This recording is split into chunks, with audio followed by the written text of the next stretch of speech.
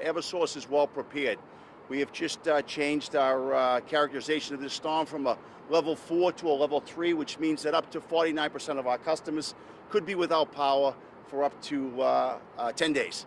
So customers should be prepared. I'm telling you, I'm very proud of the 9,300 men and women that work here at Eversource, and we have everybody, all hands on deck. I have canceled all vacations, so everybody is here working, and we will work until the last customer is back on. I've also reached out to my peers in the industry, and we have crews coming from all over the country. This is a national response. This is not a local anymore. We've talked before about calling adjacent utilities. Today I spoke with the CEO at Southern Company, Tom Fanning, who was offered resources. I spoke with the CEO of Con Ed, Tim Colley, who's a friend, and we are going to have all of the resources that we need to bring to bear on this storm. What am I worried about? I'm worried about the safety of our employees. I want every one of our employees to go home to their families at night. I'm very concerned about the tree damage. Trees are a number one problem that we have when storms occur. We have crews out right now that are looking at trees. They're taking down any problem trees so that we are prepared. I will tell you the response is probably the largest response that I have ever had. I've been in the business for 36 years.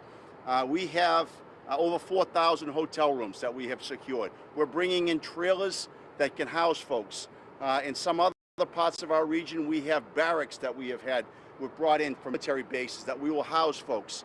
All of these facilities will allow us to feed our employees, feed our contract resources. It will fuel these vehicles, and it will keep them safe. Again, we are still in a COVID situation, and with that comes precautions, and we need to continue to be vigilant as we bring in outside crews and get into confined spaces. But we are prepared for this, and I want to assure everybody here in Connecticut that we will do everything we can to restore their power as quickly as possible. But I do need to ask for patience.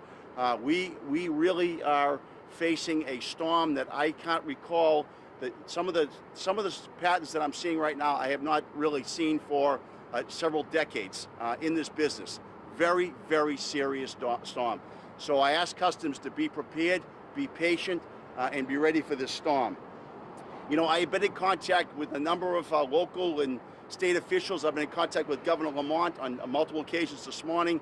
Very supportive. The governor's asked, what can I do, Joe, to help out? And we're getting a lot of things that are going to allow us to bring in resources. As you know, we reach to the north. We do get crews out of Canada. That requires certain waivers and things like that. No issues getting them. We're getting all of those things. So that's been very, very good.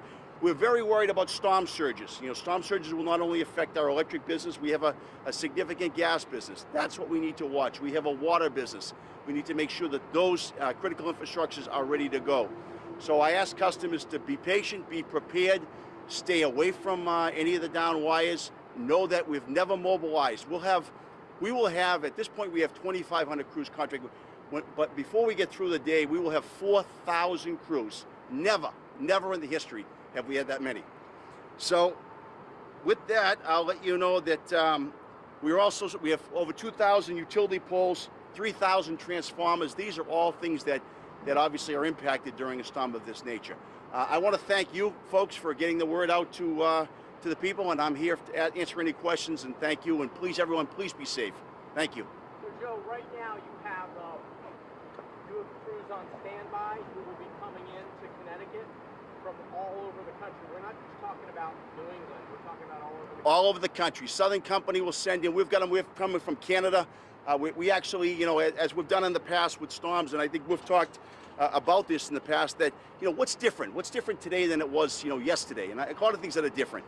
We're reaching out to regions in advance. We're not waiting for folks that are adjacent to come in. Big difference to us.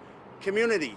We have a truck in every community. That's what we have committed to. We're going to have community folks in the communities as well. We're going to have public safety folks for wires down, street opening. Very, very different. Our community protocol. We have got a website that allows our communities to be able to put in and tie in with our system so that we know what's important to them.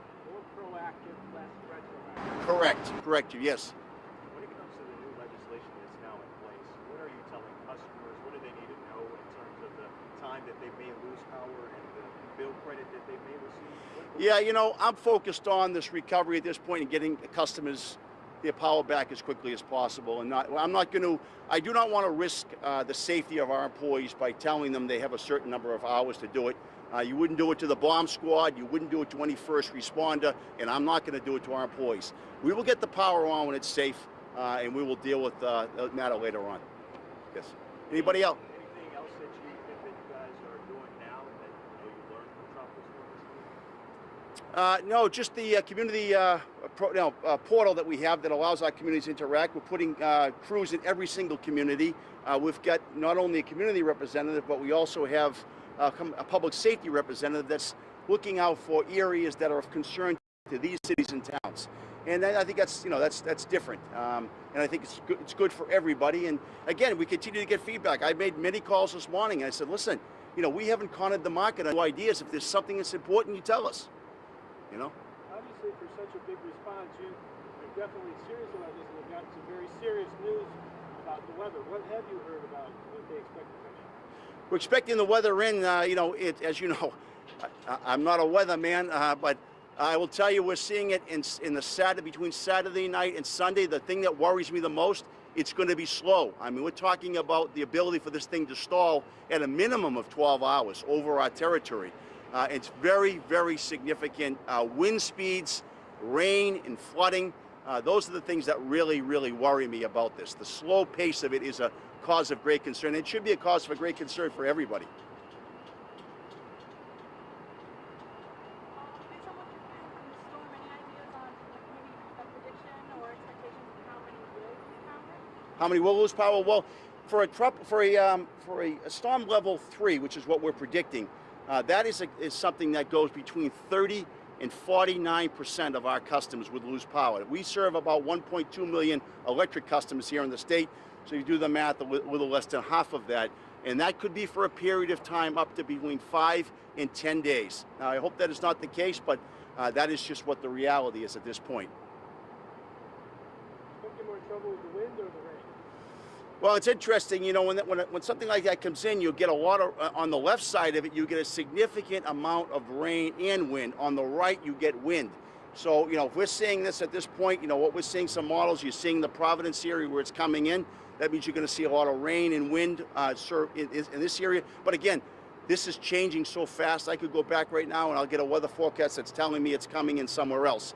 And so, just know that we are very, very prepared, like never before. Well, recently we saw Eversource test out a helicopter using rotating blades to clear out trees. Is that something that you tested out for this storm? Yeah, we're always looking at innovative ways. I mean, helicopters is one of the big things that we've utilized. We've got a massive territory. I mean, we go from really the New York border all the way up to the Canadian border. So with that, you need to work smartly, and that's one of the techniques that you can use to get out there and make sure your lines are cleared. And I think the most important thing on a transmission is to have a supply. If you lose the supply, it wouldn't make a difference what happened in a neighborhood or somebody's house, because if you don't have the supply coming in, that's a problem. And that's why these innovative techniques of coming out with that type of equipment in opening up these right-of-ways. When I did go out on the East Isaias, one of the things I did see is a lot of trees were down. They came onto the transmission lines, but I will tell you, they never really took them down. They just leaned there, so we did not lose the supply. And that's the most important thing. Do not lose the supply, or that's a major problem. Anybody else? Give a message for residents, maybe seniors or elderly people who are a little more concerned, just sort of a general message for people to prepare. Sure. I mean, I would ask anybody to go and make sure they check in on an elderly neighbor or somebody that needs some help, number one. And then I'd ask everyone to prepare for it. I mean, you need certain things that could get you through for a period of time. Worst case is 10 days. So, whether it's batteries or water or provisions, it's no different than what you would do or what I would do at my home. So that's the type of thing. But definitely check in on a neighbor. That would be wonderful. You think you've answered this already.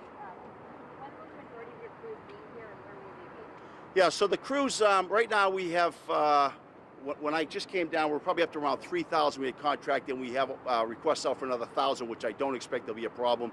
We have multiple hotels that we've committed, 4,000 hotel rooms, barracks we have, mobile, they'll be spread throughout. We're also going to watch you know, this is what we do. As it gets closer, we'll begin to put folks into the region that's most impacted. You know, just to keep in mind, a lot of folks say, I saw these crews, they were sitting in a parking lot, what's going on? Well, at 40 mile an hour or above, we will not put anybody up on a bucket. They will be there until such time as it's safe for us to operate. And so you might see some folks that have mobilized, but I will tell you, you will see a massive presence of utility people in this state like you've never seen before. Tomorrow? Oh, they're all coming now. I mean, I'll be out. I'm going to actually make the rounds now. We're already coming in. We're already, you know, they're already feeding. We're already getting folks set up. And you know, I think the important thing to understand, when you bring in crews from outside the region, they have a certain time where they time out. They need to have rest. So we have to get them into position. They need to be properly rested, and then they need to hit the ground. And that's really what takes place as you begin to prepare. Then also you have crews that we probably will have come in Monday, Tuesday. Why are they coming in? Because they need to work through the night when the other folks come off. They might work 16 hours. These crews will come in. So you'll begin to see onboarding of crews probably up until Wednesday if this really is as significant as it is. And that's only just a sense of order in terms of the recovery. Are you telling customers to prepare to be without power for a certain amount of time? Yes, you could be. We've just now declared a level 3, and you need to be prepared for a loss of power for up to 5 to 10 days. In a level 3, this is the criteria. Now, obviously, we're going to work around the clock to get our customers back, and we'll do everything that we possibly can to get everyone back, get them back safely. Yes. Anybody else?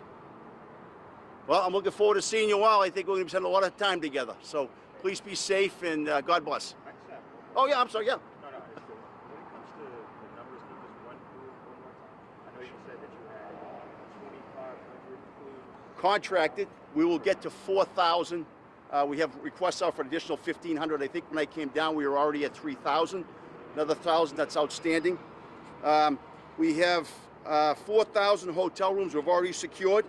We have 3,000 bunk trailers that are inbound. We have over 2,000 utility poles, 3,000 transformers. We've secured the Crystal Mall in Waterford as a staging area as well. Yes. All righty. Peace.